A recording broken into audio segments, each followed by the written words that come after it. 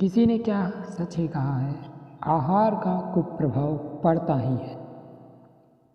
तो hello friends, मैं सुमित तिवारी और आप लोग देख रहे हैं शिव भोले तिवारी मोटिवेशनल स्पीच। तो आज हम लोग आप लोगों को एक ऐसी स्टोरी सुनाने वाले हैं, आहार का कुप्रभाव। तो चलते हैं कहानी की तरफ।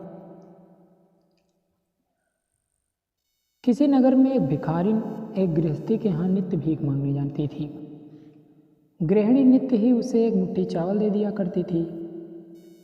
यह बुढ़िया का दैनिक कार्य था और महीनों से नहीं, कई वर्षों से यह कार्य बिना रुकावट के चल रहा था। एक दिन भिखारिन चावलों की भीख ले खाकर जो ही द्वार से मुड़ी, गले में गृहिणी का 2.5 वर्ष का बालक खेलता हुआ दिखाई दिया। बालक के गले में एक सोने की जंजीर थी। बुढ़िया की नीयत बदलते देर न लगी। इधर उधर दृष्टि दौड़ाई, गले में कोई और दिखाई नहीं पड़ा।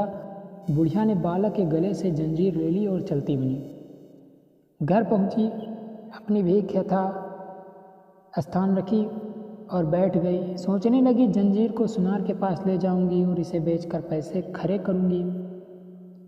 यह सोचकर जंजीर एक कोने में एक ईंट के नीचे रख दी।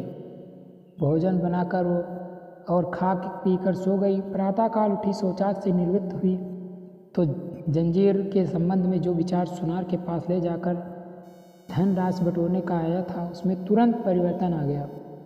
बुढ़िया के मन में बड़ा क्षोभ पैदा हुआ। सोचने लगी, यह पाप मेरे से क्यों हो गया, क्या मुँह लेकर उस घर पर जाऊंगी। सोचते सोचते बुढ़िया ने निर्णय किया कि जंजीर वापस ले जाकर उस गृहिणी को दे आएगी। बुढ़िया जंजीर लेकर सीधी वहीं पहुंची। द्वार पर बालक की माँ खड़ी थी। उसके पाँव में गिरकर हाथ जोड़कर बोली, आप मेरे अन्नदाता हैं, वर्षों से मैं आपके अन्न पर पली रही हूँ। कल मुझे बड़ा अपराध हो गया, क्षमा करें और बालक की यह जंजीर ले लें। जंजीर को हाथ में लेकर गृहिणी ने आश्चर्य से पूछा, क्या बात है, यह जंजीर तुम्हें कहाँ मिली।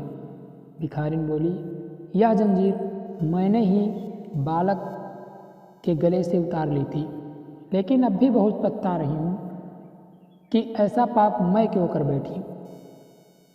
गृहिणी बोली, नहीं, यह नहीं हो सकता, तुमने जंजीर नहीं निकाली, यह काम किसी और का है और तुम्हारा नहीं। तुम उस चोर को बचाने के लिए यह नाटक कर रही हो। नहीं बहन, मैं ही चोर हूँ। कल मेरी बुद्धि भ्रष्ट हो गई थी, आज प्रातः मुझे फिर से ज्ञान हुआ और अपने पाप का प्रायश्चित करने के लिए मैंने आपके सामने सच्चाई रखना आवश्यक समझा। भिखारी ने उत्तर दिया। गृहिणी यह सुनकर अवाक रह गई। भिखारी ने पूछा, क्षमा करें, क्या आप मुझे बताने की कृपा करेंगी कि कल जो चावल मुझे दिए थे कहाँ से मोल लिए गए हैं। गृहिणी ने अपने पति से पूछा तो पता लगा कि एक व्यक्ति कहीं से चावल लाया था और अमुक पुल के पास बहुत सस्ते दामों में बेच रहा था। हो सकता है वह चुरा कर लाया हो। उन्हें चोरी की चावलों की भीख दी गई थी। भिखारी बोली, चोरी का अन्न पाकर ही मेरी बुद्धि भ्रष्ट हो गई थी और इसी कारण मैं जंजीर चुरा कर ले गई। वह अन्न जब मल के रूप में शरीर से निकल गया और शरीर से निर्मल हो गया, तब मेरी बुद्धि ठिकाने आई और मेरा मन निर्मल हो गया और मैंने निर्णय किया कि मैंने बहुत बड़ा पाप किया है, मुझे यह जंजीर वापस देकर क्षमा मांग लेनी चाहिए। गृहिणी तथा उसके पति ने जब भिखारिन के मनोभाव को सुना तो बड़े अचंभे में पड़ गए।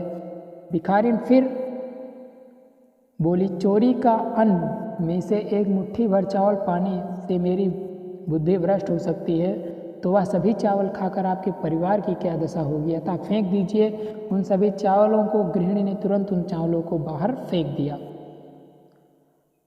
तो इस कहानी से हमें यहाँ शिक्षा मिलती है कि जैसा भोजन करोगे आप, मतलब चोरी का भोजन करोगे तो आपके अंदर चोरी की भावनाएं आएंगी। इसलिए आप मेहनत करके खाइए और मेहनत करके कमाइए, तो आपके लिए ज़्यादा अच्छा होगा। तो धन्यवाद, थैंक यू। अगर आप लोगों को ये वीडियो अच्छी लगी हो तो लाइक, शेयर और कमेंट ज़रूर करें।